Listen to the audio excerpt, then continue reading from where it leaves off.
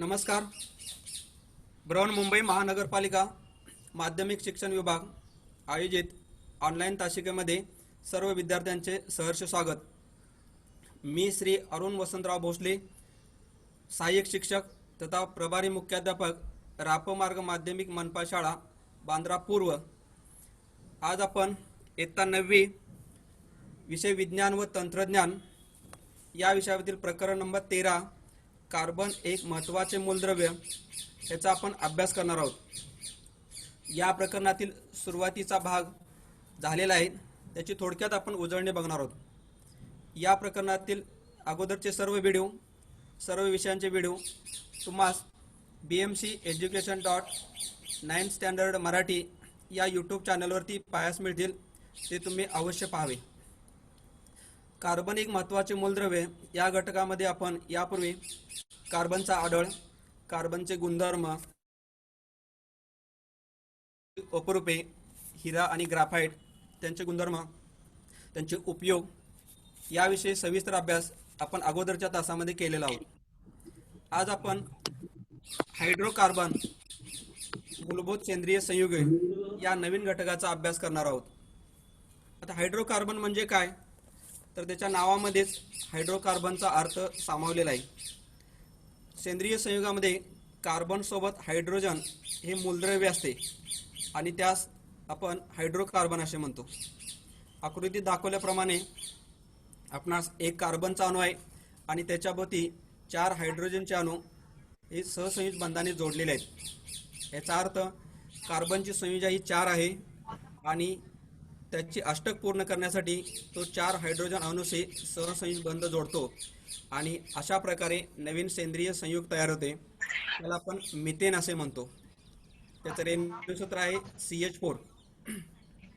जेव्हा कार्बन प्रत्येकी 1 इलेक्ट्रॉन अशा प्रकारे 4 हायड्रोजन अणूबरोबर 4 इलेक्ट्रॉनची भागीदारी करून 4 CH बंध तयार करतो, तेव्हा त्याला मिथेन CH4 हा रेणू तयार होतो. मिथेन हा हायड्रोकार्बनचा सर्वात पहिला सेंद्रिय संयुग आहे. आता या संयुगाचे काही गुणधर्म आहेत. प्रामुख्याने आपणास 3 गुणधर्म दिसून येतात. सहसंयुग संयुगाचा द्रावणांक आणि उत्कलनांक हा कमी असतो. द्रावणांक म्हणजे पाण्याचा जेव्हा बर्फ होतो, ज्या तापमानाला पाण्याचा बर्फ होतो तो म्हणजे पाण्याचा द्रवणांक, आणि ज्या तापमानाला पाण्याची वाफ होते त्या तापमानाला आपण उत्कलनांक म्हणतो. याच प्रकारे या सहसंयुगाचा द्रवणांक आणि उत्कलनांक दोन्हीही अतिशय कमी असतात. तसेच हे सहसंयुग पाण्यामध्ये अद्रावणीय असतात आणि सेंद्रिय द्रावकामध्ये द्रावणीय असतात. तिसरा गुणधर्म आहे सहसंयुग संयुगे हे उष्णता आणि विद्युत यांचे कमी प्रमाणात वाहक असतात. म्हणजे या संयुगामधून आपणास उष्णतेचे आणि विद्युतचे वहन हे अतिशय कमी प्रमाणामध्ये आपल्याला दिसून येते. अशा प्रकारे हे 3 सहसंयुग संयुगाचे गुणधर्म आहेत. हायड्रोकार्बनचा अभ्यास करताना या हायड्रोकार्बनचे प्रामुख्याने 2 प्रकार पडतात. पहिला आहे संपृक्त हायड्रोकार्बन आणि दुसरा आहे असंपृक्त हायड्रोकार्बन. आता संपृक्त हायड्रोकार्बन कुणाला म्हणायचं, तर ज्या हायड्रोकार्बनच्या सर्व कार्बन अणूमध्ये फक्त एकेरी बंध असतो त्यांना संपृक्त हायड्रोकार्बन असे म्हणतात. म्हणजे प्रत्येक हायड्रोकार्बनमध्ये कार्बन आणि हायड्रोजन हा घटक असतोच, परंतु त्याच्यामध्ये जेव्हा एकेरी बंध असतो तेव्हा अशा हायड्रोकार्बनना आपण संपृक्त हायड्रोकार्बन असे म्हणतो. उदाहरणार्थ इथेन CH3 एकेरी बंध CH3, नंतर प्रोपेन CH3 एकेरी बंध CH2-CH3, म्हणजे याच्यामध्ये आपल्याला एकेरी बंध आपल्याला दिसून येतो, म्हणून यांना आपण संपृक्त हायड्रोकार्बन असे म्हणतो. दुसरा हायड्रोकार्बनचा प्रकार आहे असंपृक्त हायड्रोकार्बन. पहिल्या प्रकारामध्ये आपण पाहिलं की कार्बन अणूमध्ये फक्त एकेरी बंध असतो, पण असंपृक्त हायड्रोकार्बनमध्ये अनेक बंध असतात, बहुबंध असतात. म्हणजे काय, तर त्याच्यामध्ये दुहेरी बंध असतो किंवा तिहेरी बंध असतो. याच्यावरून आपल्याला असंपृक्त हायड्रोकार्बनची व्याख्या पुढील प्रमाणे सांगता येईल. ज्या हायड्रोकार्बनमध्ये 2 कार्बन अणू या अणूमध्ये दुहेरी किंवा तिहेरी बंध असतो त्या हायड्रोकार्बनला असंपृक्त हायड्रोकार्बन असे म्हणतात. उदाहरणार्थ इथीन CH2 दुहेरी बंध CH2, propene CH3 dash CH दुहेरी बंध CH2, म्हणजे या दोन्हीमध्ये आपल्याला दुहेरी बंध दिसून येतो. तसेच इथाईन CH3 तिहेरी बंध CH, CH तिहेरी बंध CH, तर इथाईन याच्यामध्ये आपल्याला तिहेरी बंध दिसून येतो. म्हणून या हायड्रोकार्बनला आपण असंपृक्त हायड्रोकार्बन असे म्हणतो. या हायड्रोकार्बनच्या प्रकारानंतर आपण पुढचा घटक आहे तो कार्बन डायऑक्साईड. तर विद्यार्थी मित्रांनो, तुम्हाला माहिती असेल हवेमध्ये अनेक वायू असतात, त्याच्यामध्ये ऑक्सिजन, नायट्रोजन, याचबरोबर कार्बन डायऑक्साईड सुद्धा हवेमध्ये आपणास दिसून येतो. तर या कार्बन डायऑक्साईडचा अभ्यास करताना त्याचे रेणूसूत्र जे आहे ते CO2, म्हणजे एक कार्बन आणि 2 ऑक्सिजन एकत्र येऊन कार्बन डायऑक्साईड हे काय होते, संयुक्त तयार होते. या कार्बन डायऑक्साईडचे रेणू वस्तुमान 44 आहे, तर द्रवणांक हा -56.6 अंश सेल्सिअस आहे. म्हणजे अतिशय कमी तापमानाला हा कार्बन काय होतो, गोठला जातो. प्रामुख्याने हा कार्बन डायऑक्साईड कुठे कुठे आढळतो, तर हवेमध्ये कार्बन डायऑक्साईड मुक्त स्वरूपामध्ये आढळतो. त्याचप्रमाणे आपण जेव्हा श्वास घेतो तेव्हा त्या ऑक्सिजन बरोबर आपल्या श्वसन नलिकेत ऑक्सिजन जातो आणि नंतर नाकावाटी जेव्हा बाहेर पडला जातो तेव्हा बाहेर पडणाऱ्या वायूमध्ये साधारणपणे 4% एवढा काय असतो, कार्बन डायऑक्साईड असतो. शाळेमध्ये वापरण्यात येणारा खडू, घरामध्ये असणारी शहाबादी फरशी यांच्यामध्ये सुद्धा कार्बन डायऑक्साईड हा संयुगाच्या अवस्थेमध्ये आढळतो. आपण लाकूड किंवा कोळसा यांचे ज्वलन करतो तेव्हा या ज्वलनामधून सुद्धा कार्बन डायऑक्साईड वायू बाहेर टाकला जातो. तर अशा प्रकारे आपल्याला निसर्गामध्ये किंवा काही संयोगामध्ये आपल्याला कार्बन डायऑक्साईड वायू हा आढळतो. या कार्बन डायऑक्साईडचे काही रासायनिक गुणधर्म आहेत. तर यातला पहिला गुणधर्म जो आहे तो सोडियम हायड्रॉक्साईडच्या जलीय द्रावणातून कार्बन डायऑक्साईड पाठवल्यास सोडियम कार्बोनेट मिळते. विद्यार्थी मित्रांनो, सोडियम कार्बोनेट म्हणजे आपल्या घरात वापरण्यात येणारा धुण्याचा सोडा. याची रासायनिक अभिक्रिया आहे twice NaOH plus CO2 is equal to Na2CO3 plus H2O. म्हणजेच सोडियम हायड्रॉक्साईड याच्या द्रावणामधून जेव्हा कार्बन डायऑक्साईड जातो तेव्हा आपणास सोडियम कार्बोनेट म्हणजे धुण्याचा सोडा मिळतो आणि पाणीही तयार होते. दुसरं कार्बन डायऑक्साईडचं रासायनिक गुणधर्म आहे, या सोडियम कार्बोनेटच्या द्रावणातून कार्बन डायऑक्साईड पाठवला असता आपणास सोडियम बायकार्बोनेट मिळते. सोडियम बायकार्बोनेट म्हणजे खाण्याचा सोडा, आपल्या घरी वापरतात खाण्याचा सोडा. तर याच्यामध्ये सुद्धा काय होते, सोडियम कार्बोनेट आणि कार्बन डायऑक्साईड पाणी यांची रासायनिक अभिक्रिया होऊन टॉईस NaHCO3 म्हणजेच खाण्याचा सोडा काय होतो, तयार होतो. तर अशा प्रकारे हे कार्बन डायऑक्साईडचे रासायनिक गुणधर्म आहेत. याच्याशिवाय काही कार्बन डायऑक्साईडचे उपयोग आहेत. आपल्या दैनंदिन जीवनामध्ये आपण थंड पेय घेतो, तर थंड पेयाची बाटली जेव्हा आपण उघडली जाते तेव्हा त्याच्यातून फसफस करणारा जो वायू बाहेर पडतो तो वायू म्हणजेच कार्बन डायऑक्साईड आहे. हा पहिला कार्बन डायऑक्साईड उपयोग आहे. दुसरा कार्बन डायऑक्साईड उपयोग आहे शुष्क बर म्हणजे स्थायू कार्बन डायऑक्साईड. तर आपल्या घरामध्ये असणारा शीत कपाट म्हणजे फ्रीज, याच्यामध्ये दूध व दुग्धजन्य पदार्थांना थंड करण्यासाठी या सूक्ष्म बर्फाचा म्हणजे स्थायू कार्बन डायऑक्साईडचा उपयोग केला जातो. याशिवाय सिनेमामध्ये किंवा नाटकामध्ये आपल्याला धुक्यासारखे परिणाम मिळवण्यासाठी सुद्धा या स्थायू कार्बन डायऑक्साईडचा उपयोग केला जातो. विद्यार्थी मित्रांनो, आपल्या शाळेमध्ये तुम्ही अग्निशामक यंत्र पाहिले असेल, तर या अग्निशामक यंत्रामध्ये सुद्धा रासायनिक अभिक्रियेच्या साहाय्याने कार्बन डायऑक्साईड तयार होतो आणि या कार्बन डायऑक्साईडचा उपयोग हा आग विझवण्यासाठी केला जातो. या अग्निशामक यंत्रांचा आपण सविस्तर अभ्यास पुढील घटकामध्ये करणार आहोत. चौथा उपयोग आहे कॉफीमधून कॉफीन काढून टाकण्यासाठी द्रवरूप कार्बन डायऑक्साईडचा उपयोग केला जातो. पाचवा आहे द्रावक म्हणून द्रवरूप कार्बन डायऑक्साईडचा उपयोग अत्याधुनिक अशा पर्यावरणपूरक ड्राय क्लिनिंगमध्ये केला जातो. म्हणजे ड्राय क्लिनिंगमध्ये सुद्धा कार्बन डायऑक्साईडचा उपयोग केला जातो. आणि शेवटचा आणि अतिशय महत्त्वाचा उपयोग आहे तो हवेतील कार्बन डायऑक्साईड जो आपल्याला मुक्त प्रमाणामध्ये आढळतो. या कार्बन डायऑक्साईडचा उपयोग प्रामुख्याने वनस्पती, प्रकाश संश्लेषण क्रियेसाठी करतात. म्हणजे वनस्पती या स्वतःचं अन्न स्वतः तयार करतात, त्याच्यासाठी हवेतला कार्बन कोणाला डायऑक्साईडचा उपयोग करतात. येतो आणि नंतर या प्रकाश संश्लेषण क्रियेतून बाहेर पडणारा ऑक्सिजन हा हवेमध्ये बाहेर सोडला जातो आणि तो ऑक्सिजन सर्व मनुष्य प्राण्यांना श्वसनासाठी उपयोग केला जातो. तर अशा कार्बन डायऑक्साईडचे महत्त्वाचे उपयोग आहेत. आता या उपयोगामध्ये आपण अग्निशामक यंत्राचा उल्लेख केला, तर या यंत्र कसे असते, कशा प्रकारे याचं कार्य चालते, हे आपल्या आकृतीमध्ये आपल्याला दिसत आहे. याचा आपण सविस्तर अभ्यास करणारच आहोत. बघा, डाव्या बाजूला जी आकृती दिसते, चित्र दिसतं, त्याच्यामध्ये अग्निशामक यंत्र आहे. तुमच्या शाळेमध्ये पाहिलं असेल किंवा स्टेशनवरती किंवा रिक्षामध्ये सुद्धा छोट्या आकाराचं आपल्याला अग्निशामक यंत्र दिसून येते. प्रामुख्याने याचा उपयोग जो आहे तो आग विझवण्यासाठी केला जातो. हा झाला याचा बाह्य भाग. उजव्या बाजूच्या आकृतीमध्ये आपल्याला या अग्निशामक यंत्राचे अंतर्भाग आपल्याला दिसून येतो. तर कशा प्रकारे याची रचना केलेली असते, काय असते त्याच्यामध्ये, तर बघा, एक मोठ्या उंच आकाराची टाकी असते. त्या टाकीच्या तळाशी सोडियम बायकार्बोनेटची भुकटी, सोडियम बायकार्बोनेट म्हणजे खाण्याचा सोडा, या खाण्याच्या सोड्याची काय केली जाते, तर भुकटी भरलेली असते. आणि वरच्या बाजूला एका छोट्या कुपीमध्ये, एका बॉटलमध्ये काय असते, सल्फ्युरिक आम्ल असतं. आणि ही जी कुपी जी आहे ती यंत्राच्या कळीच्या साहाय्याने, म्हणजे एका स्विचच्या साहाय्याने, बटनाच्या साहाय्याने काय केले असते, बंद केलेले असते. आपण जेव्हा एखाद्या ठिकाणी आग लागली असते आणि ती विझवण्यासाठी या अग्निशामक यंत्राचा उपयोग करतो, तेव्हा वरची जी कळ जी असते ती काय करतो आपण चालू करतो.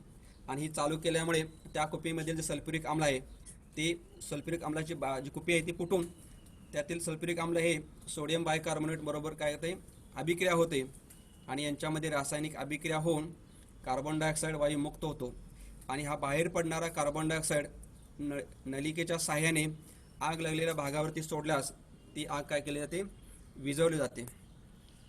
आता प्रत्येक वेळेला अशा प्रकारच्या छोट्या यंत्राचा उपयोग होतोच असं नाही. काही ठिकाणी मोठ्या या यंत्रामध्ये खालीलप्रमाणे रासायनिक अभिक्रिया आपल्याला दिसून येते. ट्वाईस NaHCO3 म्हणजे सोडियम बायकार्बोनेट आणि H2SO4 सल्फ्युरिक आम्ल, या दोघांची रासायनिक अभिक्रिया होते. आणि Na2SO4 ट्वाईस H2O आणि ट्वाईस कार्बन डायऑक्साईड हा तयार होतो. आणि या कार्बन डायऑक्साईडचा उपयोग आपण आग विझवण्यासाठी करतो. प्रत्येक वेळेला हे छोटे यंत्र उपयोग पडेल असं नाही. तर काही वेळेला मोठमोठ्या इमारती असेल, जंगलामध्ये लागलेला वणवा असेल, तर या ठिकाणी ही छोटीशी अग्निशामक यंत्र याचा उपयोग होऊ शकत नाही. तर तेव्हा त्याच्यासाठी आग विझवण्यासाठी अग्निशामक गाडी आपण पाहिली असेल, तर या अग्निशामक गाडीमध्ये काय केलं असतं, तर कार्बन डायऑक्साईड हा द्रवरूप आणि स्थायी रूप या दोन्ही प्रकारामध्ये असलेला कार्बन डायऑक्साईड हा प्रचंड दाबाखाली काय केला जातो, भरलेला जातो. आणि याच्यावरील दाब हळूहळू कमी केला तर मोठ्या प्रमाणामध्ये आपल्याला या नळीच्या साह्याने कार्बन डायऑक्साईड बाहेर सोडला जातो. आणि त्याच्या साह्याने मोठ्या प्रमाणात लागलेली आग, इमारत असेल, जंगलामध्ये लागलेला वणवा असेल, तर ही मोठ्या प्रमाणात लागलेली आग ही अग्निशामक गाडीच्या साह्याने किंवा यंत्राच्या साह्याने विझवली जाते. विद्यार्थी मित्रांनो, या अग्निशामक मध्ये असलेला कार्बन डायऑक्साईड याचा आपल्याला आपण उपयोग कसा होतो तो पाहिलेला आहे. यानंतर पुढचा जो घटक आहे, उपघटक आहे, तो मिथेन. सुरुवातीलाच आपण हायड्रोकार्बन यामध्ये आपण मिथेनची ओळख केली आहे. मिथेन हा हायड्रोकार्बन मधील महत्त्वाचा पहिला सेंद्रिय संयुग आहे. याच्यामध्ये एक कार्बन असतो आणि 4 हायड्रोजन अणू असतात. आणि याच्यामध्ये CH4 सहसंयुग बंध तयार होऊन मिथेन CH4 हे तयार होते. या मिथेनचं रेणुसूत्र आहे CH4 आणि त्याचं रेणुवस्तुमान आहे 16. आता हा जो मिथेन हायड्रोकार्बन आहे, मिथेन हा आपल्याला कुठे आढळतो, तर त्याचा आढळ आपल्याला कोणकोणत्या ठिकाणी हा मिथेन वायू आढळतो तो आपण पाहणार आहोत. पहिला आहे, नैसर्गिक वायूमध्ये सुमारे 87% मिथेन वायू आढळतो. म्हणजे समुद्रामध्ये जेव्हा गॅसचा शोध लावला जातो किंवा गॅसच्या इंधन विहिरी खणल्या जातात, तर त्याच्यामध्ये साधारणपणे 87% हा एवढा मिथेन वायू आढळतो. तसेच जैविक पदार्थाच्या विघटनार्थ म्हणजे हवेच्या अनुपस्थितीमध्ये जैविक पदार्थाचे विघटन होते आणि या विघटनामधून सुद्धा मिथेन वायू निर्माण होतो. तिसरा आणि महत्त्वाचा आढळ आहे बायोगॅसमध्ये. आपण खेडेगावामध्ये बायोगॅस पाहिलेला असेल तर याच्यामध्ये सुद्धा आपल्याला मिथेन वायू तयार होतो. या बायोगॅसचा आपण सविस्तर अभ्यास पुढे आपण पाहणारच आहोत. त्याचबरोबर चौथा आढळ आहे कोळशाच्या खाणीमध्ये. तर कोळशाच्या खाणीमध्ये सुद्धा मोठ्या प्रमाणामध्ये मिथेन वायू आढळतो. पाचवा आहे दलदलीच्या ठिकाणी. दलदलीच्या पृष्ठभागावर मिथेन वायू आढळतो. याला आपण मार्श गॅस असेही म्हणतो. तुम्ही पाहिलं असेल दलदलीच्या ठिकाणी पाण्यामधून बुडबुडे बाहेर येताना दिसतात, तर हे बुडबुडे म्हणजेच हा मिथेन वायू असतो आणि तो जमिनीच्या पाण्याच्या पृष्ठभागावर आल्यानंतर आपल्याला तो बुडबुडेच्या स्वरूपामध्ये बाहेर पडताना दिसतो. याशिवाय प्रयोगशाळेमध्ये सुद्धा मिथेन वायू तयार केला जातो. हायड्रोजन व कार्बन मोनॉक्साईड यांचे मिश्रण 300 अंश सेल्सिअस तापमानाला निकेल या उत्प्रेरकाच्या उपस्थितीत तापवल्यास मिथेन वायू तयार होतो. आणि पुढचा सातवा जो आढळ आहे तो शुद्ध स्वरूपातील नैसर्गिक मिथेन वायू भंजक ऊर्ध्वपातवाने मिळवता येतो. म्हणजे निसर्गामध्ये मिळणारा मिथेन आहे तो काय असतो, अशुद्ध स्वरूपामध्ये असतो आणि आपल्याला तो शुद्ध स्वरूपामध्ये करण्यासाठी आपल्याला भंजक ऊर्ध्वपातन या पद्धतीचा उपयोग करून आपण मिथेन वायू आपल्याला मिळवता येतो किंवा मिथेन वायू आढळतो. तर वरील सर्व जे आढळ आहे हे मिथेन वायू आपल्याला वेगवेगळ्या घटकामध्ये आपल्याला आढळतात किंवा दिसून येतात. यानंतर पुढचा मुद्दा जो आहे तो मिथेनचे भौतिक गुणधर्म. आपण मिथेनबद्दल सविस्तर माहिती आपण बघितली आहे. या मिथेनचे काही भौतिक गुणधर्म आहेत, तर ते कोणकोणते आहेत? या मिथेन वायूचा जो द्रवणांक आहे तो ऋण 182.5 अंश सेल्सिअस आहे. म्हणजे मिथेन वायू हा वजा 182.5 अंशाला काय होतो, त्याचे स्थायूमध्ये रूपांतर होते. हा मिथेन वायूचा दुसरा भौतिक गुणधर्म आहे मिथेनचा उत्कलनांक. ऋण 161.5 अंश सेल्सिअसला मिथेन वायू काय होतो, उकळला जातो किंवा त्याचे वाफेमध्ये रूपांतर होते. तिसरा गुणधर्म आहे या वायूला कोणत्याही प्रकारचा रंग नसतो. तुम्ही पाहिलं असेल आपल्या घरामध्ये जो गॅस सिलेंडर असतो तर या गॅस सिलेंडरमध्ये सुद्धा काय असतो, हा मिथेन वायू असतो आणि त्याला कोणत्याही प्रकारचा रंग नसतो. चौथा गुणधर्म आहे द्रवरूप मिथेनची घनता ही पाण्याच्या घनतेपेक्षा कमी असते. ज्याची जी घनता जी आहे ती पाण्यापेक्षा कमी आहे. पाचवा गुणधर्म आहे मिथेन पाण्यामध्ये अगदी थोड्या प्रमाणामध्ये द्रावण आहे. म्हणजे मिथेन हा अगदी थोड्या प्रमाणामध्ये विरघळतो. तर गॅसोलीन, इतर अल्कोहोल यासारख्या सेंद्रिय द्रावकामध्ये तो द्रावणीय आहे. म्हणजे हा सेंद्रिय संयुग जे आहे आपण गुणधर्म पाहिले की तो पाण्यामध्ये अतिशय थोड्या प्रमाणामध्ये द्रावणीय आहे, तर इतर सेंद्रिय संयुगामध्ये तो काय असतो, जास्त प्रमाणामध्ये द्रावणीय आहे. सहावा गुणधर्म आहे कक्ष तापमानाला मिथेन हा वायू अवस्थेमध्ये असतो. आपण पाहिले आपल्या गॅस सिलेंडर भरलेला मिथेन आहे तर तो हा वायू अवस्थेमध्येच आपल्याला दिसून येतो. तर अशा प्रकारे हे मिथेनचे काही भौतिक गुणधर्म आपण पाहिलेले. याच्यानंतर मिथेनचे काही आपण रासायनिक गुणधर्मांचा अभ्यास करणार आहोत.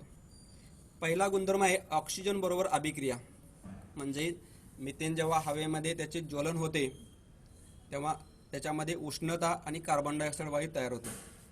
मिथेन हा अतिशय ज्वालाग्रही असून जळताना ऑक्सिजन बरोबर अभिक्रिया होताना निळसर ज्योत मिळते व या अभिक्रियेमधून आपणास 213 किलो कॅलरी पर मोल एवढी उष्णता बाहेर टाकली जाते आणि हा वायू पूर्णतः जळतो.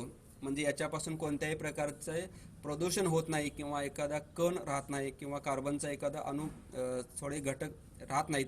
त्यामुळे अतिशय उपयोगी असा हा काय आहे मिथेन वायू आहे. याची रासायनिक अभिक्रिया बघा, CH4 plus twice O2 is equal to CO2 plus H2O plus उष्णता. आणि या उष्णतेचा उपयोग आपण स्वयंपाकासाठी असलेला गॅसचा वापर करतो. याच्यामधून अतिशय कमी प्रमाणामध्ये कार्बन डायऑक्साईड मिळते त्यामुळे आपल्याला कोणत्याही प्रकारचं प्रदूषण होत नाही. दुसरा रासायनिक गुणधर्म आहे क्लोरिनेशन. अतिनील किरणाच्या उपस्थितीत 250 ते 400 अंश तापमानाला मिथेन आणि क्लोरीन या वायूमध्ये रासायनिक अभिक्रिया होऊन प्रामुख्याने मिथिल क्लोराईड किंवा त्याला क्लोरोमिथेन व हायड्रोजन क्लोराईड तयार होते. या अभिक्रियेलाच क्लोरिनेशन अभिक्रिया असे म्हणतात.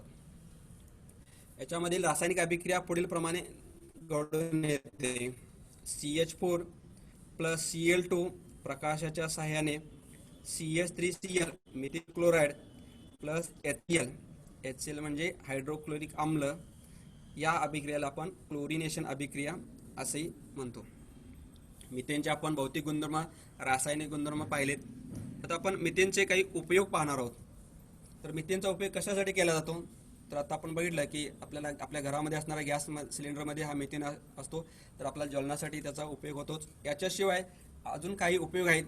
त्यामधील पहिला उपयोग आहे नैसर्गिक वायू स्वरूपामधील मिथेनचा उपयोग वस्त्र उद्योग, कागद निर्मिती, अन्न प्रक्रिया उद्योग, पेट्रोल शुद्धीकरण इत्यादी उद्योगात करतात.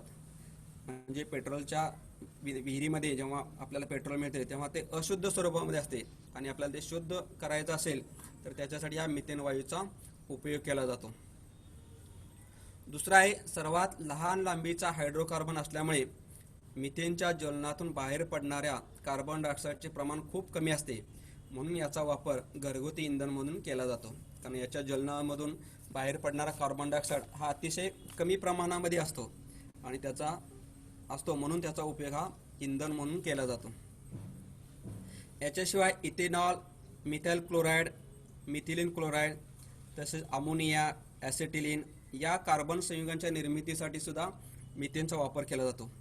म्हणजे दिलेले जे संयुग आहेत हे संयुग तयार करण्यासाठी आपल्याला या मिथेन वायूचा उपयोग केला जातो. अशा प्रकारे मिथेनचे अनेक उपयोग आपल्याला पाहायला मिळतात. साधारणपणे 1766 ते 1778 या कालावधीमध्ये एक शास्त्रज्ञ अलेक्झांड्रो व्होल्टा हे दलदलीच्या ठिकाणी काही वायूंचा अभ्यास करत होते.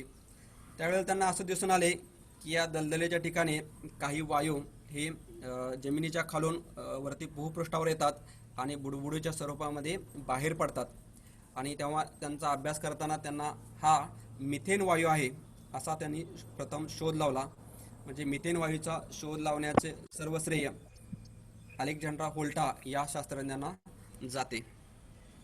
या मिथेनच्या अभ्यासानंतर आपण पाहिलं की मिथेनचा जो उपयोग आहे तो बायोगॅस संयंत्रामध्ये केला जातो, हा आढळ आपण पाहिलेला आहे. तर विद्यार्थी मित्रांनो, तुम्ही खेडेगावामध्ये अशा प्रकारची चित्र तुम्ही पाहिलं असेल, आकृती पाहिली असेल, फोटो पाहिला असेल. तर हा फोटो कशाचा आहे? तर बायोगॅस संयंत्र आहे. आजच्या काळामध्ये बायोगॅस हा अतिशय कमी खर्चाचा हा इंधन प्रकार आहे. याची रचना कशा प्रकारे होते आणि त्याचे कार्य कशा प्रकारे चालते हे आपण पाहणार आहोत. बायोगॅस संयंत्राची जी रचना जी आहे ते आकृतीत दाखवल्याप्रमाणे आहे. याच्यामध्ये जमिनीच्या भूभागामध्ये एक मोठी टाकी बसवली असते आणि ही टाकी जी आहे त्या दोन छोट्या टाकीने जोडलेल्या असतात.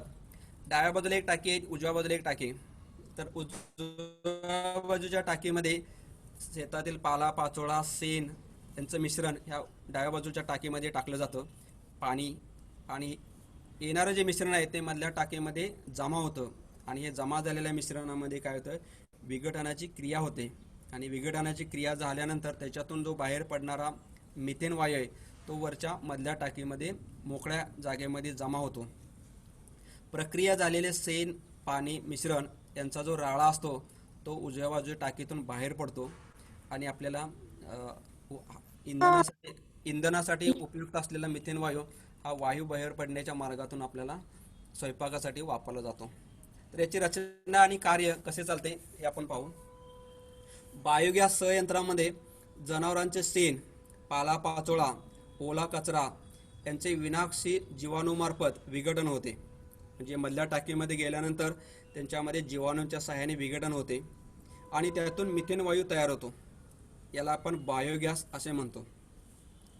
बायोगॅस हा स्वयंपाकाच्या इंधनाची मागणी भागवणारा अतिशय स्वस्त असा इंधन आहे. बायोगॅस संयंत्र हे वीज निर्मितीसाठी सुद्धा वापरले जाते. याच्यामध्ये सुमारे 55 ते 60% मिथेन असतो आणि उर्वरित भाग हा कार्बन डायऑक्साईड असतो. बायोगॅस हे वापरासाठी अतिशय सोयीचे इंधन तर ठरते, शिवाय गॅस तयार होताना उत्तम खतही तयार होते.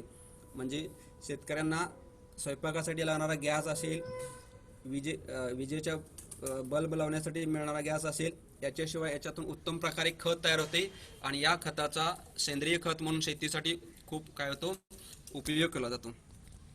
या बायोगॅस निर्मितीमध्ये 2 प्रकारच्या रासायनिक अभिक्रिया होतात. पहिली आहे आम्ल निर्मिती आणि दुसरं आहे मिथेन वायू निर्मिती.